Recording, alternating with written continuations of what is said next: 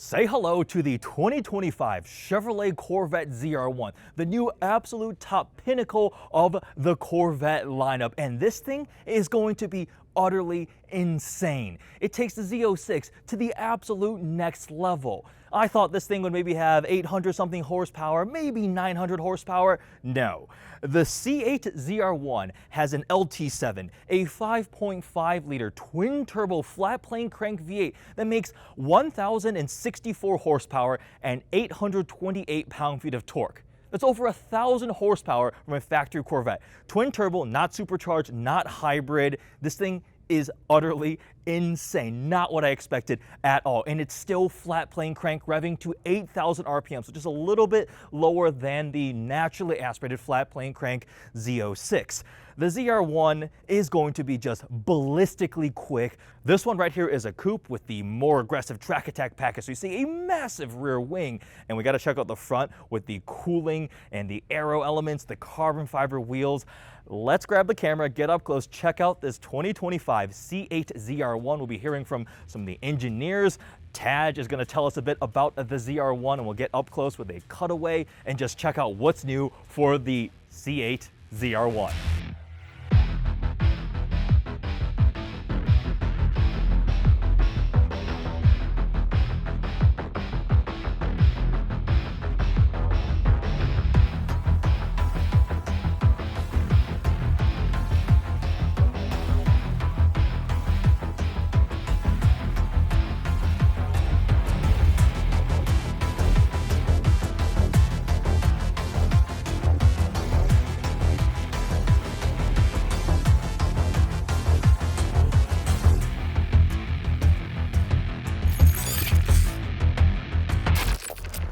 We've got somebody who we all know his illustrious career. Congratulations on the pending retirement. Thank you very much. And what a way to go out with the ZR1. Yes. Let's hear some awesome facts about what this thing is going to be.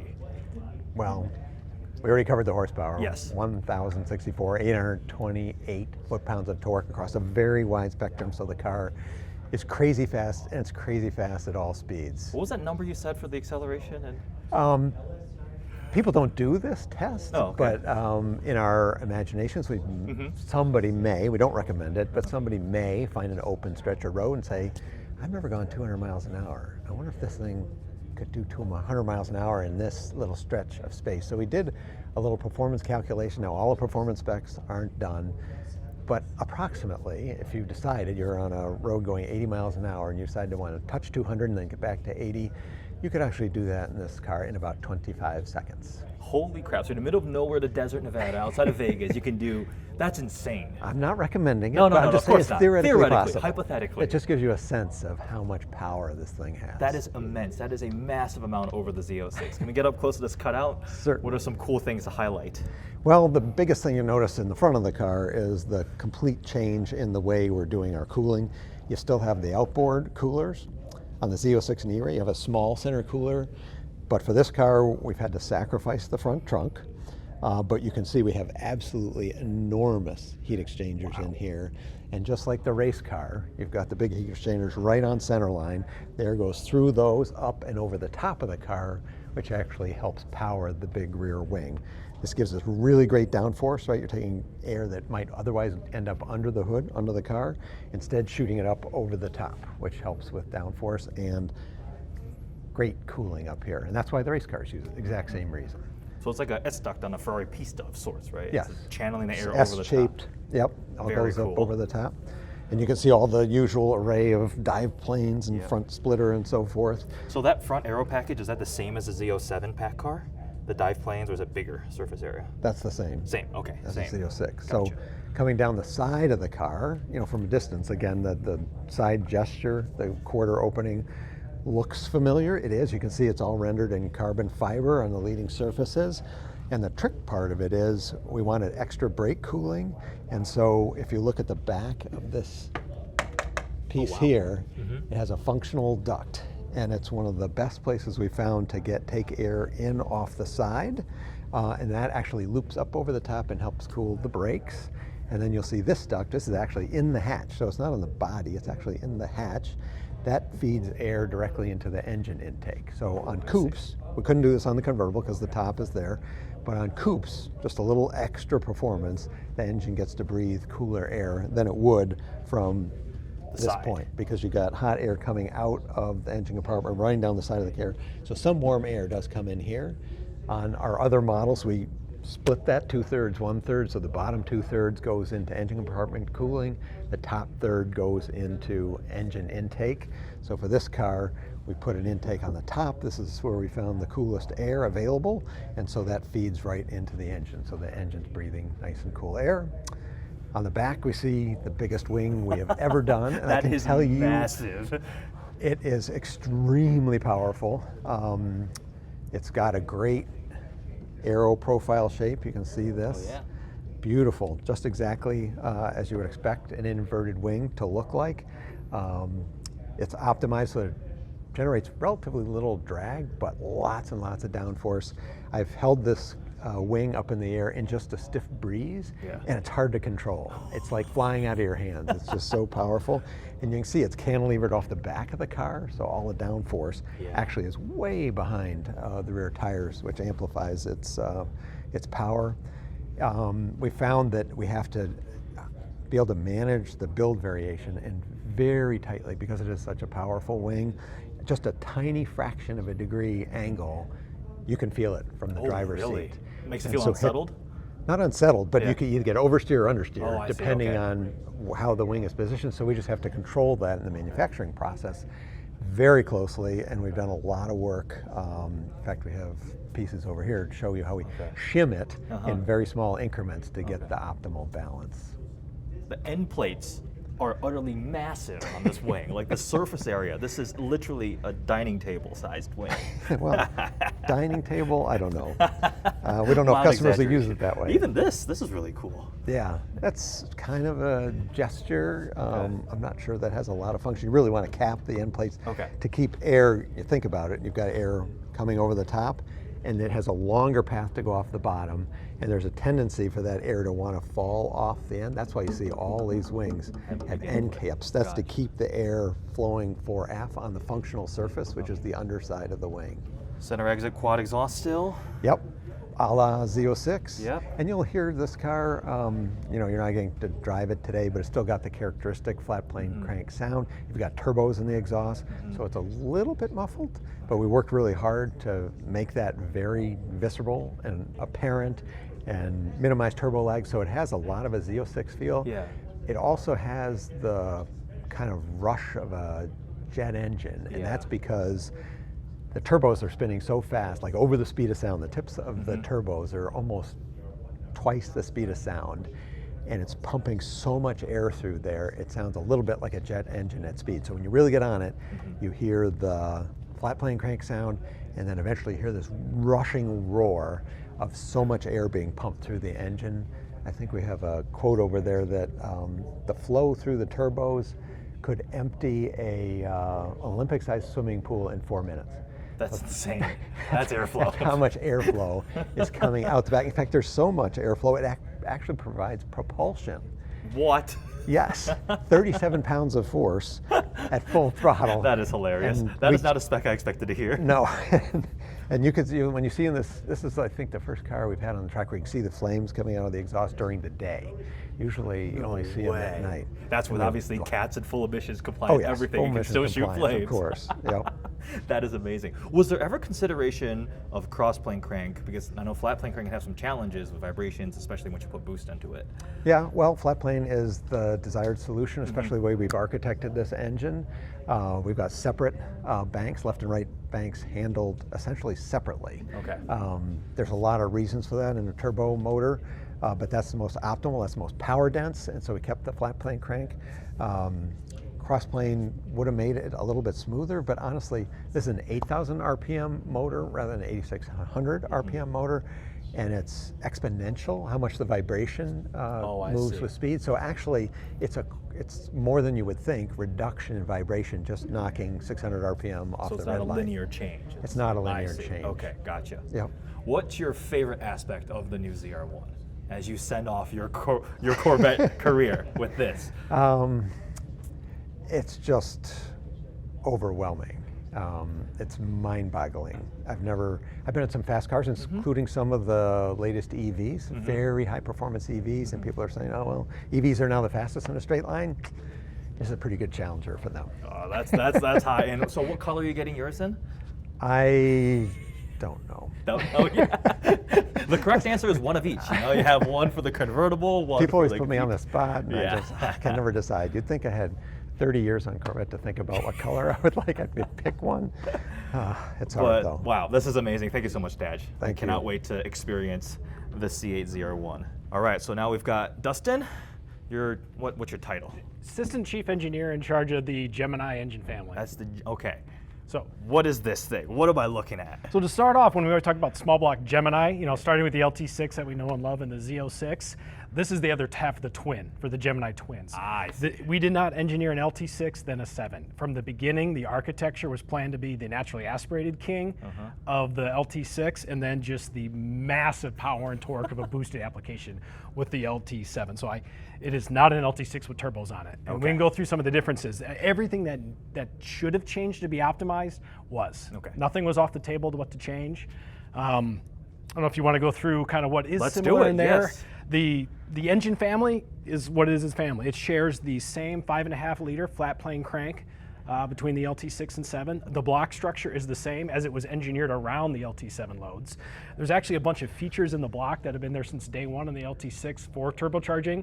All the casting provisions for oil and cooling for the turbos are there. Oh. The lube system has the 6 scavenge stages of the LT6 plus a 7th dedicated for the turbos. But that 7th scavenge stage has been in the oil pump just without gears in it since the beginning. So we've been ready for this from that. So there's been Easter eggs hiding in plain sight that people haven't picked up on yet, which is kind of fun. Sneaky. Yeah. So from that, as I said, it shares the same flat plane crank, forged steel crank. However, the rods, pistons, and pins are very different between the two. Much beefier rods, still forged titanium, much thicker and bigger wrist pin. Piston obviously is going to be heavier, longer skirt, dished dome to help with CR reduction. That builds up to completely unique head castings for the LT7. Does not carry the same head, even though the valve train layout is the same, still the rigid mechanical finger follower system. The combustion chamber is completely different. The intake and exhaust ports are completely different as well to be tuned for that. Like on the LT6, the exhaust ports are all evenly spaced and looking to turn that exhaust flow up into the tubular headers. With the LT7, we're effectively trying to do the opposite, right? You're trying to turn the air down into the integrated turbine housing and exhaust manifold, and also bring the end cylinders in, so that the head starts making that transition before they enter the integrated turbo. And so with that, what are the turbos on these things? As you see, they're not small. No, those are pretty hefty sized turbos. So we have 76 millimeter compressor housings on these turbos, 67 millimeters on the turbine housing. Oh, wow. Ball bearing turbos, low friction, so they spin up fast. Those turbos obviously feed up. We have on engine water to air heat exchangers, very big, very efficient. But once again, keeping everything close to the engine and tight helps with turbo lag, right? Low air mass to compress. How many PSI for peak boost? Under standard conditions, it'll be around 20. Okay. Under hot track conditions, where we're trying to overcome some other things, it can go higher than that. But 20 PSI is about nominal boost. All right. Well, oh my gosh. Then feeds into a true separated left and right plenum intake manifold. Much lower volume of air than on the LT6. We're not looking for the tuning of it at that point, right? You want low volume to compress up. Also, around the kind of the turbo lag side of thing, the turbos have electric wastegates. So we'll do a lot of trick things under dynamic driving conditions. When you tip out, we'll actually, with the throttle bodies closed, we can close the wastegates and actually go into a closed loop boost control. So we'll maintain boost in the charge half of the system through the braking event. So when you roll into it coming out of a corner, you effectively have no turbo lag. They're already up at speed. You got all the power, so you can deliver the torque linearly. So rolling anti-lag too, you know, on the fly launch control. Yes. That's crazy. Okay. Other thing with the turbos, once again, you can't leave anything on the table to get to 1,064 horsepower. So the turbos actually have active speed sensing, so we can use the turbos right up to their red line. So there's nothing left on the table there, because we know the speed of the turbos at all time, and we can close loop control on that. Addition to that, what else has changed is their secondary fuel system. There's a port fuel system on the intake manifold, in addition to the exhaust side DI that is shared with the naturally aspirated side of things. Similar to LT5 versus LT4, you got Similar, dual DI, similar in PFI? the architecture. We Yeah. use it differently. Okay. On the LT5, we only use the port fuel at the top end or okay. supplemental. With this, we're actually dynamically using both fuel systems across the okay. usage range. Right, you can cold start on DI for cat light off. Yeah. You can idle on PFI for quiet. Oh, okay. And then we'll blend the two throughout the driving range for either Gotcha. efficiency or emissions reasons. But we're really using the two fuel systems to the full extent. Look at that turbo hanging off there. That is impressive. And I love the little moonshot, the little rocket. The Easter eggs too. Gemini rockets Yeah, oh, carried yeah, through yeah. this like they did. Yep. That one there, you see it on the LT6 block too. That's Yep. awesome. Now what are we looking at over here? We've got the individual components. I love the blue.